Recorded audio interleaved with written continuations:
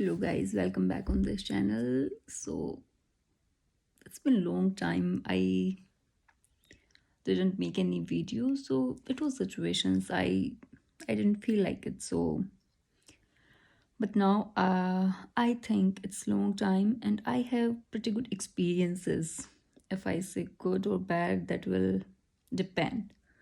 So बहुत सारे experience इकट्ठे हो गए हैं, तो उनको बताने के लिए अब मैं सोचा कि चलो वीडियो बना लेती हूँ।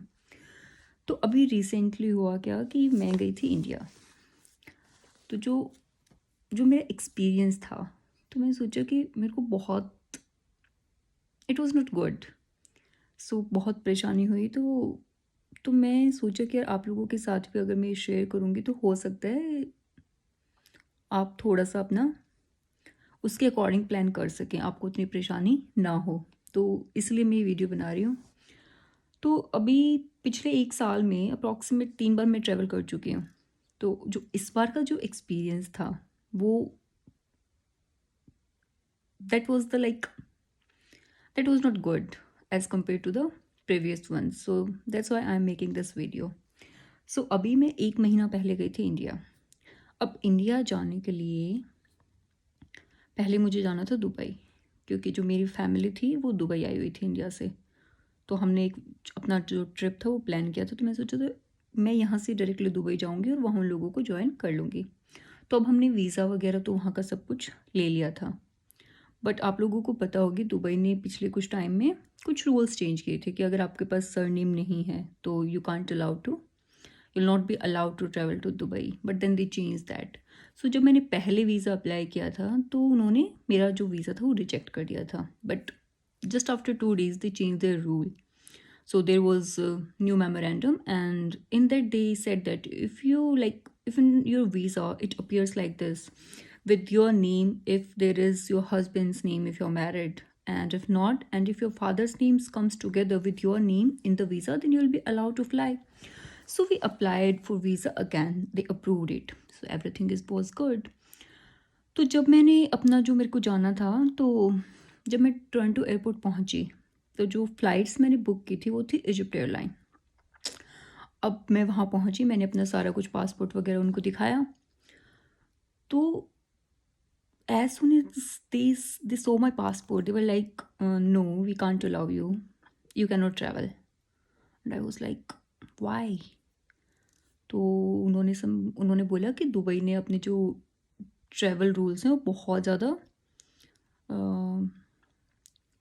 they are very like they will not allow you as you don't have surname if you're aware with this thing. So I explain them ki I know the rules. I'm not having surname, then they'll not allow me, but they changed it if you are aware with this thing. So they were like कि हमारे पास जो rule book है उनके according हम आपको नहीं लेके जा सकते। सो इधर you have to cancel your ticket और चेंज योर टिकट। हम आपको दुबई तो नहीं लेके जाएंगे। अगर आपको इंडिया जाना है तो आप मुंबई या फिर दिल्ली की कनेक्टिंग फ़्लाइट लें, जो आपको डायरेक्ट, तो बीच में एक स्टॉप था तो 3 आवर्स का कायरो में, कि आप कायरो से डायरेक्ट मुंबई या दिल्ली जाएं। दुबई तो हम नहीं लेके जाएंगे। तो भाई बहुत मतलब सुन के मेरे को तो मतलब पहले तो समझ नहीं आया कि अब मैं क्या करूं।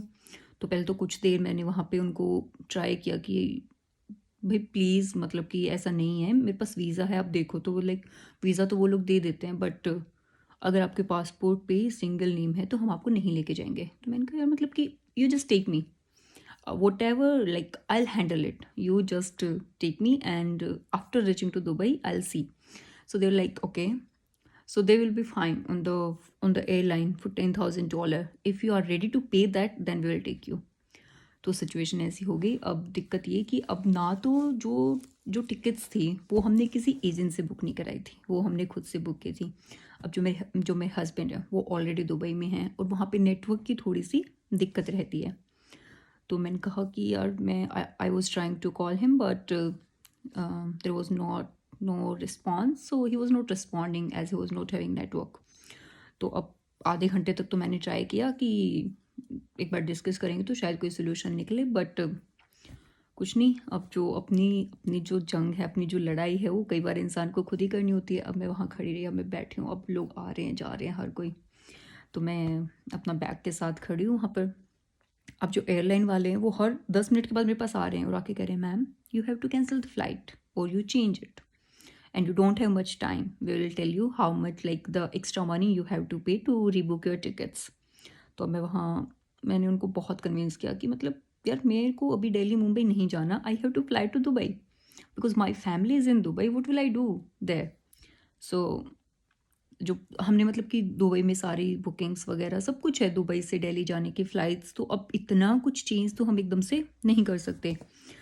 तो उसके बाद अब मैंने उनको समझाया कि देखो मतलब रूल्स आए थे, I know you are right on your side, but उन्होंने चेंज किया रूल, क्योंकि जो इंडिया में बहुत लोग ऐसे हैं जिनके पास जो सिर्फ सिंगल नेम रखते हैं।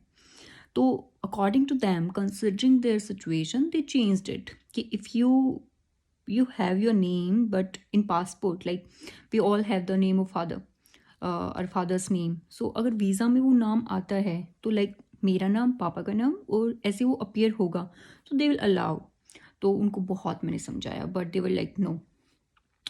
वो ऐसे थे कि जैसे उनको कुछ समझ ही नहीं आ रहा है। तो थोड़ी देर के बाद मतलब 1 घंटा हो गया, 2 घंटा हो गया, बाई चांस वो थोड़ी सी, वो नहीं होता कि बहुत कुछ बुरा हो रहा है बट थोड़ा सा कुछ अच्छा भी है। तो उसमें क्या हुआ कि जो मेरे पास टाइम गैप था वो मेरे पास था, कि जिसकी वजह से ये सारी बातें हो सकी। अगर मैं बहुत मतलब कि लेट पहुंचती कि सिर्फ 2 या 3 घंटे पहले, तो शायद वो भी नहीं होता। तो मैं वहाँ खड़ी हूँ, मैं बार बार जो भी आ रहा है मैं उनको एक्सप्लेन कर रही हूँ कि देखो मेरे पास वीज़ा है, उन्होंने पहले रिजेक्ट किया बट सेकेंड टाइम उन्होंने अप्रूव कर दिया था। तो ये सारी बातें मैंने उनको समझाई कि देखो मतलब कि जो पासपोर्ट है, जो फर्स्ट पेज है उस पर मेरा नाम है बट जो लास्ट पेज है उस पर पापा का नाम है, और वीज़ा में ऐसे ही अपीयर हुआ है। तो प्लीज़ आप मतलब अपने सीनियर से या फिर आप एक बार बात करके देखो, ऐसा नहीं हो सकता। तो भाई बहुत देर के बाद मतलब कि वो आए जाएं, फिर किसी से बात करके आए, फिर आके मुझे मना कर दे, तो मतलब 3 से 4 घंटे तक तो ये चला। फिर फाइनली उन्होंने मतलब कि फिर अपने किसी और सीनियर से बात की और उन्होंने बहुत सारे फॉर्म मतलब कि आए, मेरा पासपोर्ट लेके जाएं, फिर वापस लेके जाएं, फिर पासपोर्ट लेके जाएं, तो ये बैक एंड फोर्थ चलता रहा। बट लाइक मेरी फ़्लाइट थी 12:45 पे, सो approximated 11:30 they were like okay. सो मतलब मैं खड़ी थी, वो दूर खड़े होकर बात कर रहे हैं, तो उनमें से एक इंसान आके कहते हैं कि don't worry, it will be done. तब जाके थोड़ी सी मतलब ये हुआ कि चलो, बहुत ज़्यादा तो बुरा नहीं हुआ, 4 घंटे मेरे लगे बट ठीक है। तो उसके बाद मैं जाके अपना फटाफट काउंटर के पास गई जहाँ पे वो लोग बैगेज वगैरह सबमिट करना था, तो मैं जाके डॉक्यूमेंट्स के, तो द लेडी वाज लाइक रुको अभी। मैंने कहा हो अभी तो फिर से मतलब पता नहीं क्या होगा। फिर मैं जाके अपना दूर थोड़ा खड़ी होगी।